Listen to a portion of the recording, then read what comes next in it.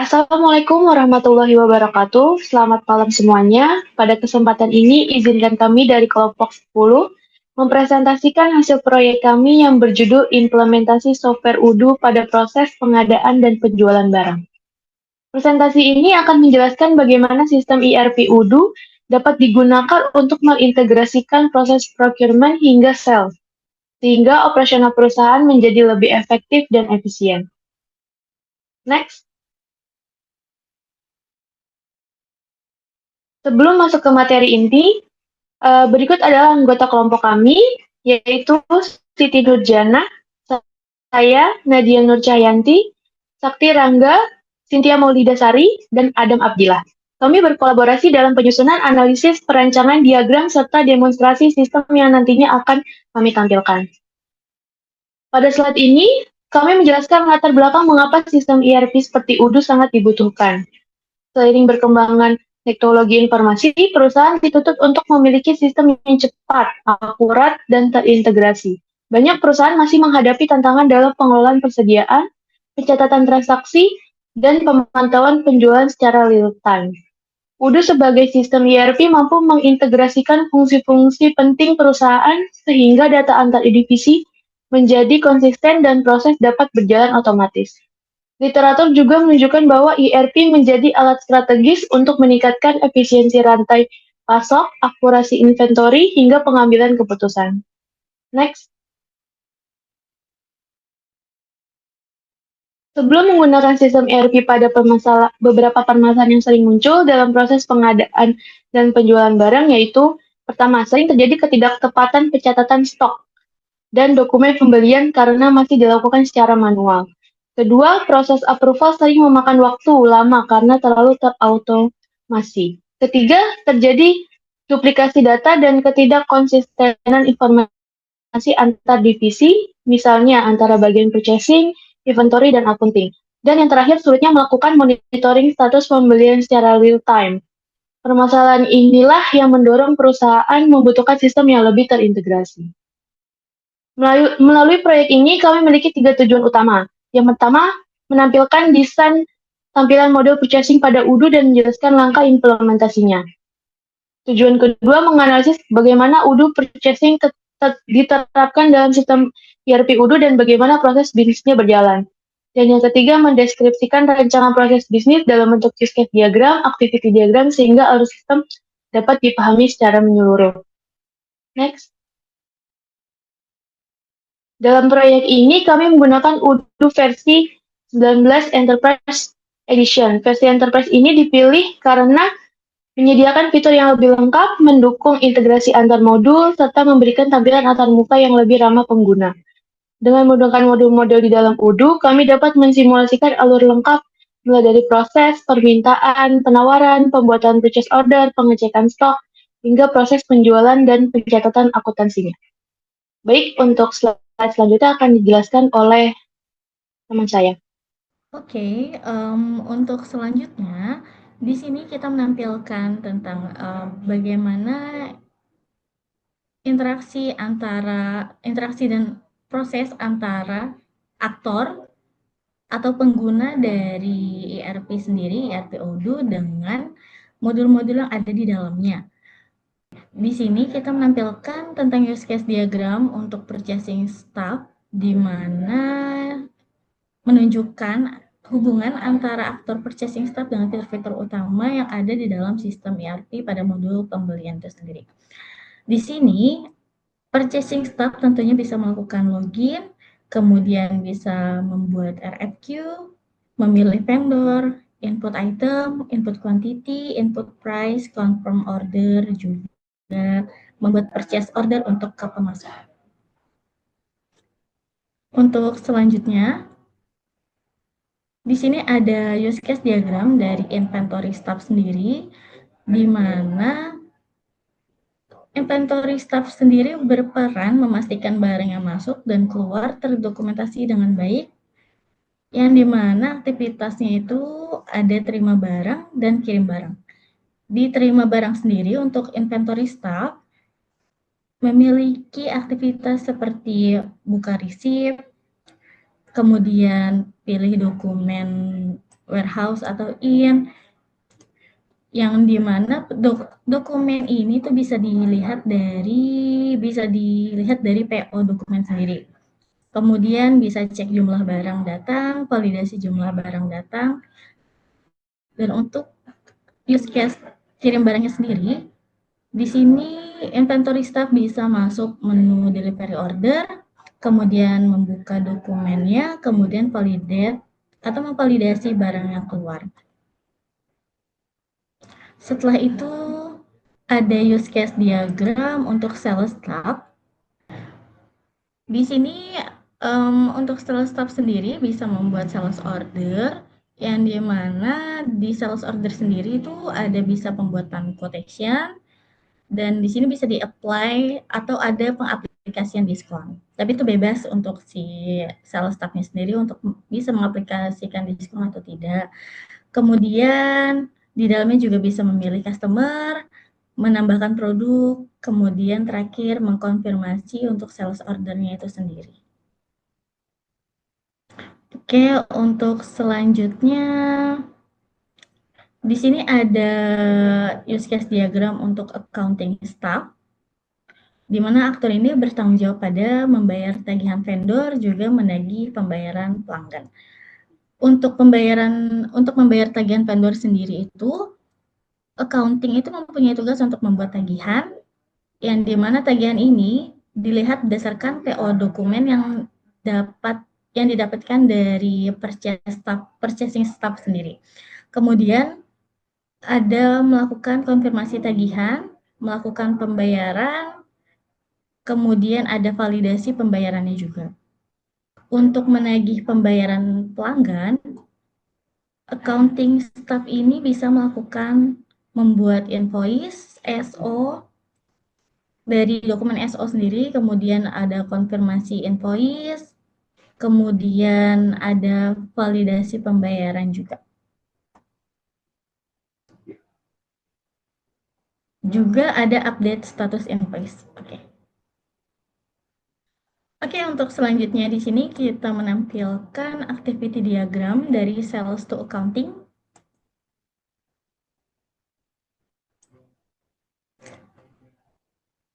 Oke, bisa dilihat di sini ada interaksi antara sales staff dengan sistem, dengan warehouse staff, dan accounting staff itu sendiri. Di mana pertama, aktivitas yang dilakukan oleh sales staff adalah pembuatan quotation atau penawaran, kemudian ada input customer dan produk. Setelah itu di sini ada cabang untuk customer-nya sendiri, antara customer-nya setuju dengan harga yang ditawarkan atau tidak. Kalau misalkan customer-nya setuju, maka di sini bisa klik confirm, maka terbentuklah si sales order, kemudian dari sistem ini akan auto create delivery order. Dan di sini warehouse staff menerima notifikasi untuk pengiriman. Kemudian warehouse staff mesti mengecek ketersediaan stok sendiri. Kemudian jika stoknya ada, maka warehouse staff melakukan pengambilan barang atau picking. Setelah itu validasi pengiriman barang. Setelah itu cek status pengiriman untuk si sales staff-nya sendiri, dan sales staff kemudian membuat invoice. Setelah pembuatan invoice, mengirim invoice itu sendiri ke accounting staff, di mana nanti si accounting staff itu bisa mengecek draft invoice, kemudian confirm jika memang sudah ada pembayaran. Setelah itu invoice akan dikirim ke customer, dan accounting staff juga akan menerima notifikasi penerimaan atau pembayaran uang dari customer. Setelah uang itu diterima oleh accounting staff, maka accounting staff itu sendiri nanti akan mengklik register payment. Kemudian akan ada update status dari payment si customer itu sendiri. Selanjutnya ada sales order to cash, di mana di sini untuk aktivitasnya melibatkan antara sales staff, sistem, warehouse staff, dan accounting staff juga.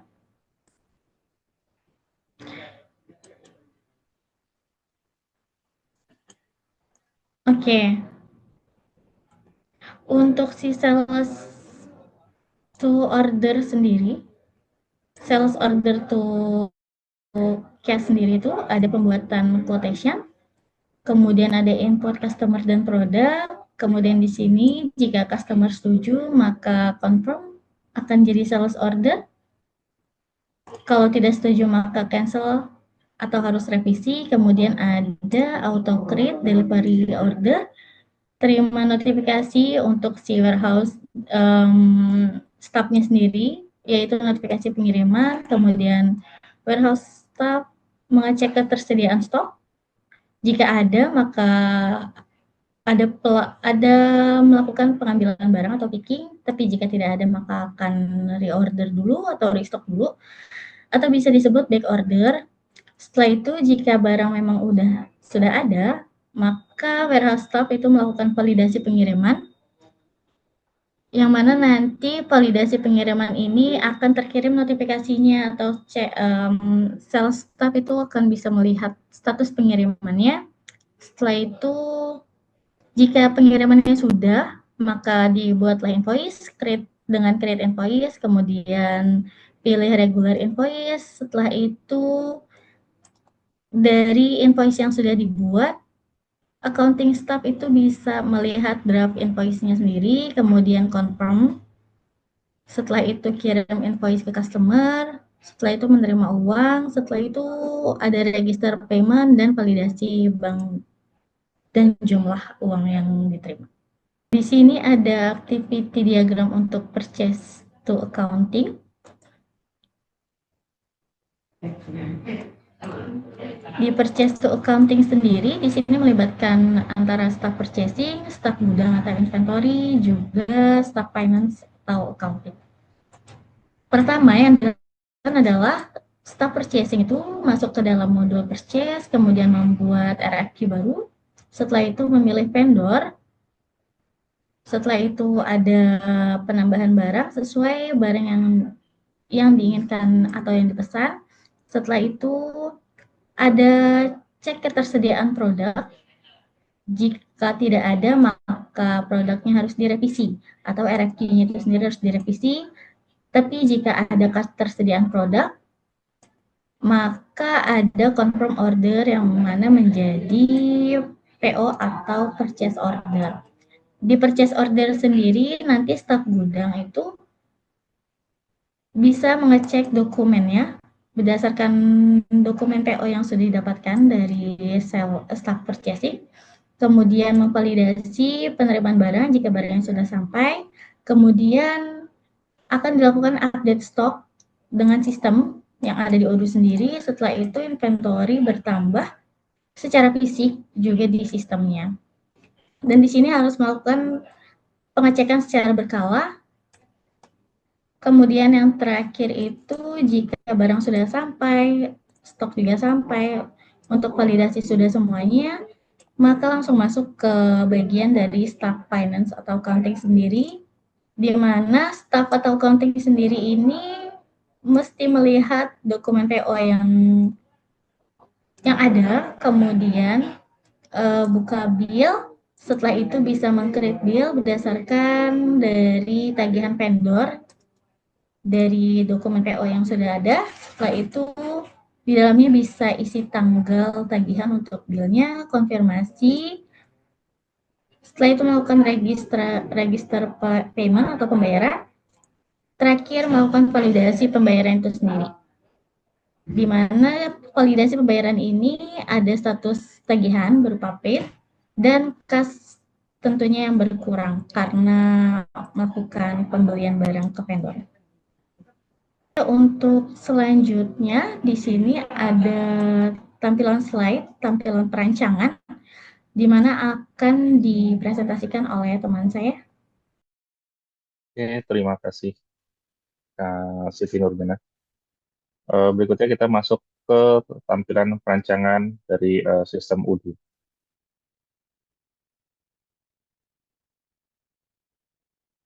Nah, ini tampilan dashboard Odoo yang kita pakai. Kita akan menggunakan 4 modul. Ada purchase, accounting, sales, dan inventory. atau stok persediaan. Di tahap ini saya akan menjelaskan forecast to accounting. Jadi pertama kita membuka eh, modul forecast. Nah, ini tampilan awalnya ada di sebelah kiri atas layar. Tampilan defaultnya seperti ini. Kemudian untuk membuat new RFQ, kita akan mengklik Start New.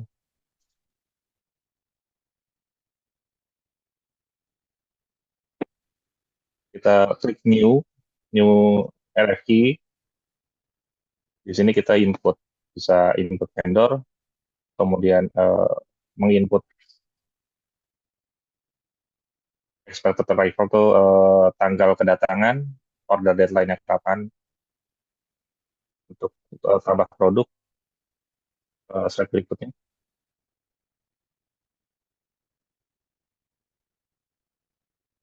Nah, di sini kita memilih vendor. Dalam hal ini kita memilih CV Gemilang Gadget, kemudian kita input menambahkan produk berupa sejumlah laptop dan juga input harganya, dan nanti ada input pajaknya berapa, secara otomatis akan mengkalkulasi secara otomatis. Setelah itu kita akan mengkonfirmasi ordernya. Di atas nomor PO-nya ada tombol confirm order.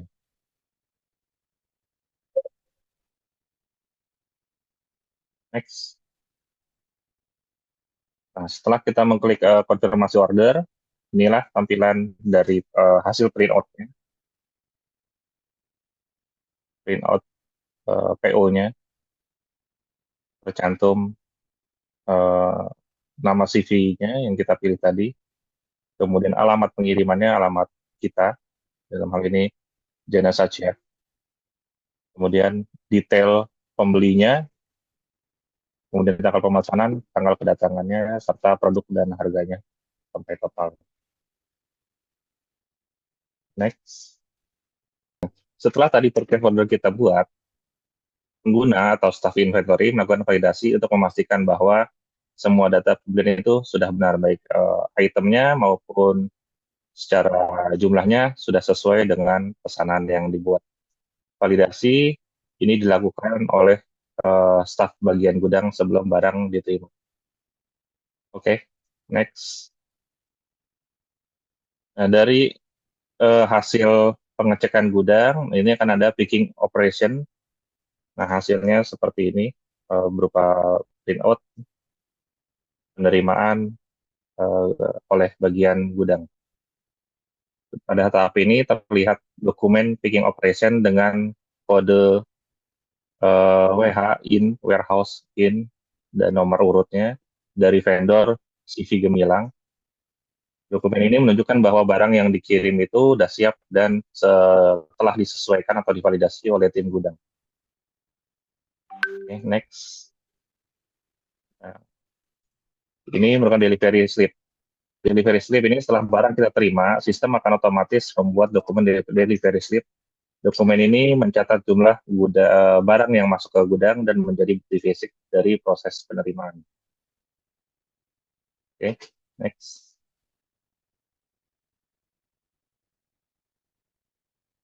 Nah, dokumen pembelian barang ini mulai dari RFQ, purchase order, direkap, ada laporannya di sebelah kanan, sampai penerimaan barang terdokumentasi dengan rapi di dalam modul purchase dan juga inventory. Next. Nah, ini kembali ke modul purchase. Ini menunjukkan alur yang lengkap dari RFQ yang awalnya ada dari draft dan akhirnya menjadi purchase order yang sudah disetujui.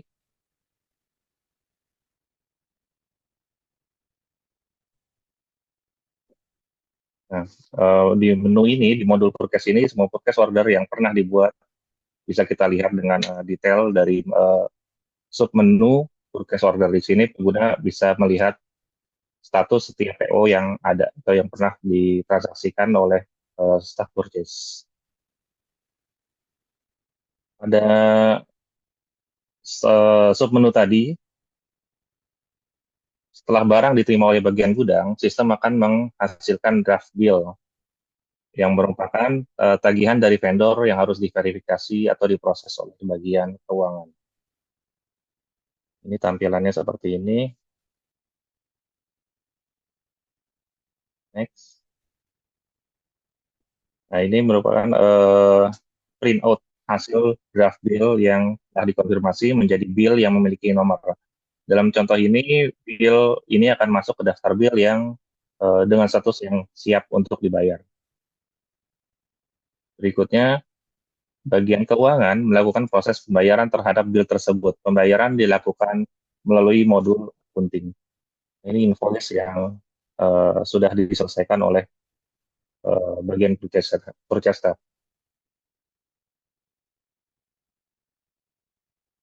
Berikut ini proses pembayaran invoice oleh bagian accounting. Setelah tadi deal dikonfirmasi, maka statusnya akan in payment. Kemudian dilakukan konfirmasi pembayaran oleh bagian staff accounting untuk merubah status dari in payment menjadi paid dan menandakan bahwa kewajiban kepada vendor telah selesai. Nah, ini menghasilkan ada kwitansi yang printout kwitansi yang bisa menjadi bukti bahwa pembayaran sudah selesai dilakukan oleh bagian accounting kepada vendor CV Gimilang Gadget.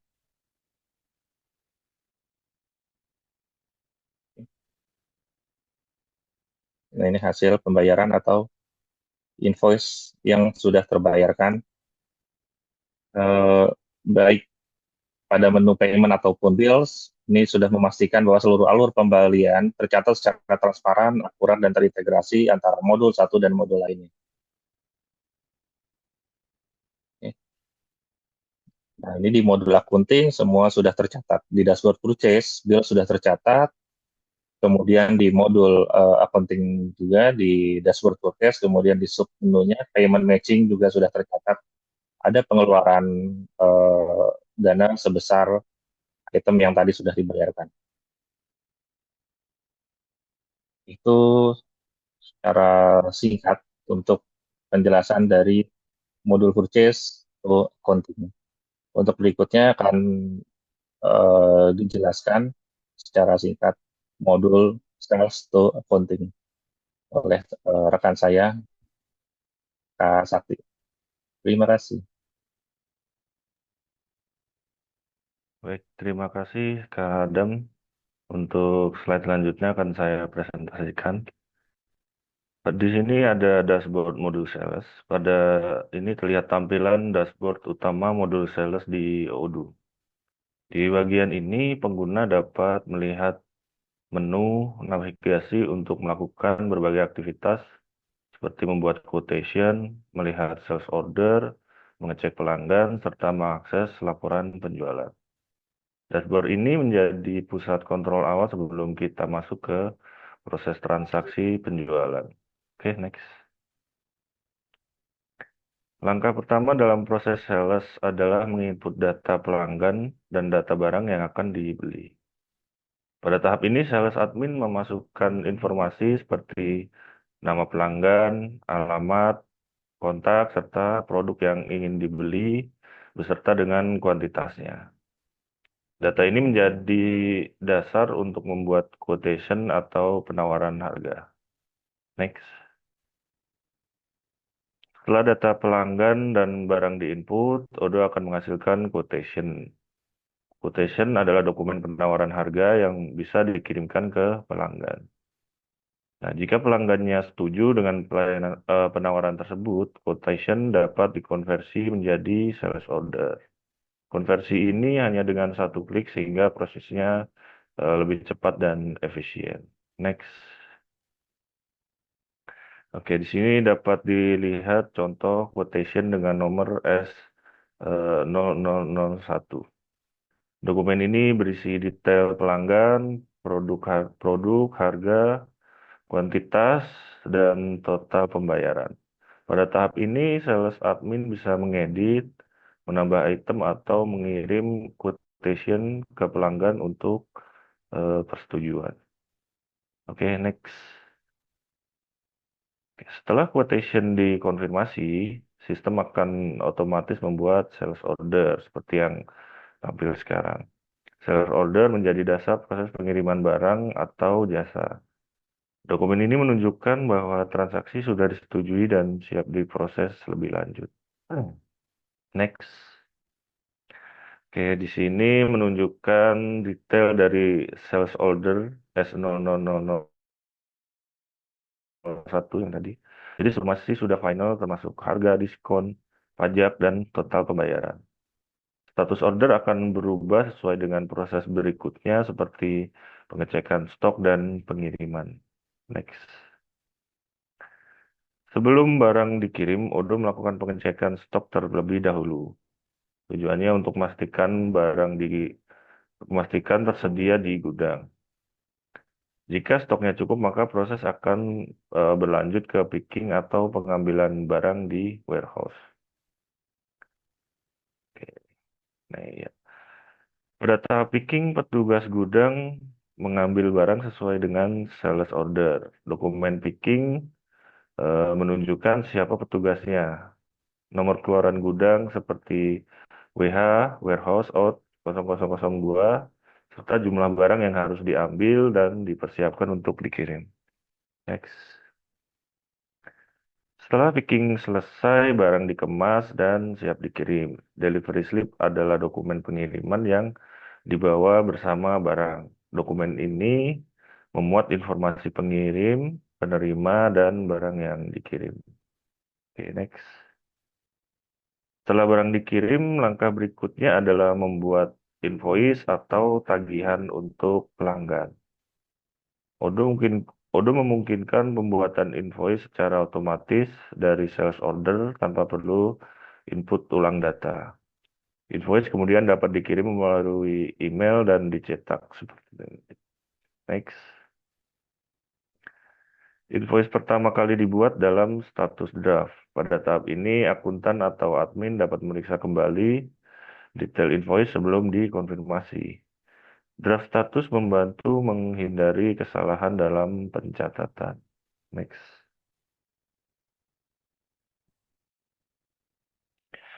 Setelah invoice dikonfirmasi, pelanggan dapat melakukan pembayaran. Odo mencatat metode pembayaran, tanggal pembayaran, serta jumlah yang harus dibayar. Ini penting untuk memastikan pencatatan keuangan tetap akurat. Next. Jika pembayarannya telah diterima dan divalidasi, maka status invoice akan berubah menjadi paid. Status ini menunjukkan transaksi telah selesai dari sisi keuangan. Oke, next. Oke, ini adalah contoh invoice final dengan nomor invoice INV underscore 2025 underscore 0001.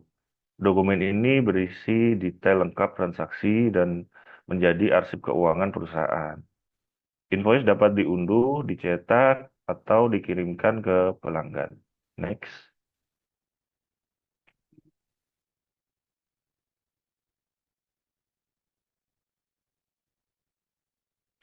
Langkah ini dilakukan oleh bagian keuangan untuk memastikan data pembayaran sesuai dengan bukti transaksi. Setelah divalidasi, otomatis status invoice berubah menjadi paid. Dengan demikian, seluruh proses sales dari input pelanggan hingga pelunasan telah selesai dilaksanakan. Demikian dari saya. Untuk slide selanjutnya akan dilanjutkan oleh Kak Cynthia. Oke, thank you Kak Sakti atas penjelasannya.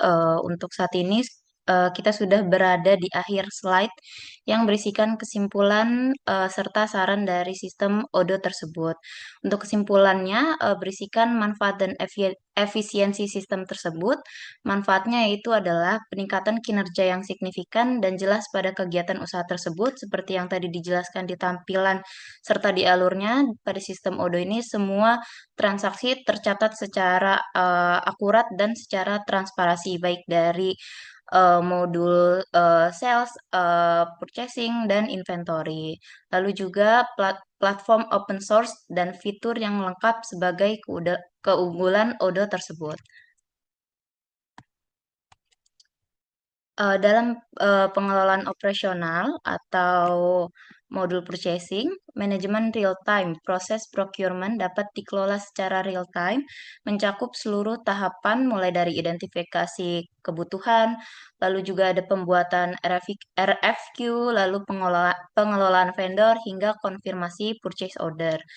Lalu juga ada keuntungan integrasi data dari sistem tersebut. Koneksi yang kuat antar modul menghasilkan data yang konsisten, mempercepat proses persetujuan approval, serta memudahkan pemantauan status pembelian. Kesimpulan dari sisi strategisnya yaitu ada dari dampak panjang, implementasi modul purchasing di ODO ini merupakan langkah strategis untuk meningkatkan kualitas manajemen rantai pasok atau supply chain, dan juga dilihat dari sisi pengambilan keputusannya juga ada ketersediaan data yang akurat dan terintegrasi mendukung manajemen dalam mengambil keputusan bisnis yang tepat. Lalu ada beberapa saran dari kami yaitu agar implementasi modul purchasing dalam sistem ODO ini dapat memberikan hasil yang optimal. Lalu juga mungkin bisa dipertimbangkan dengan mengadakan pelatihan pengguna secara berkala. Seluruh staf yang terlibat juga bisa diikutkan dalam proses pembelajaran, yaitu khususnya di bagian sales, accounting atau bagian-bagian yang terkait dari si sistem ODO tersebut. Jadi dapat mengurangi potensi kesalahan input data, lalu juga ada penyusunan SOP yang jelas. Perusahaan sebaiknya menyusun prosedur operasional standar atau SOP untuk setiap tahapan proses pembelian sehingga alur kerja lebih terstruktur dan mudah dipantau. Lalu ada baiknya juga ada evaluasi sistem secara rutin, melakukan audit berkala terhadap alur kerja, dan efektivitas sistem guna memastikan bahwa modul purchasing berjalan sesuai kebutuhan operasional perusahaan. Lalu juga ada integrasi lanjutan dengan modul lain, mendukung pengelolaan bisnis yang lebih komprehensif. Perusahaan juga dianjurkan mengintegrasikan modul purchasing dengan modul inventory, accounting, dan sales agar informasi yang dihasilkan lebih akurat dan menyeluruh. Lalu ada pemanfaatan fitur analitik, fitur analisis, dan dashboard dalam ODO perlu dimaksimalkan untuk membantu manajemen dalam membuat keputusan berdasarkan data yang akurat dan up to date. Dengan mengikuti saran tersebut, diharapkan implementasi modul purchasing pada ODO ini dapat berjalan lebih efektif dan mampu mendukung peningkatan kinerja perusahaan secara keseluruhan. Sekian presentasi proyek implementasi ODO ini. Kami kelompok 10 mengucapkan terima kasih. Mohon maaf apabila ada kesalahan atau penyampaian materi proyek ini. Terima kasih dan selamat malam.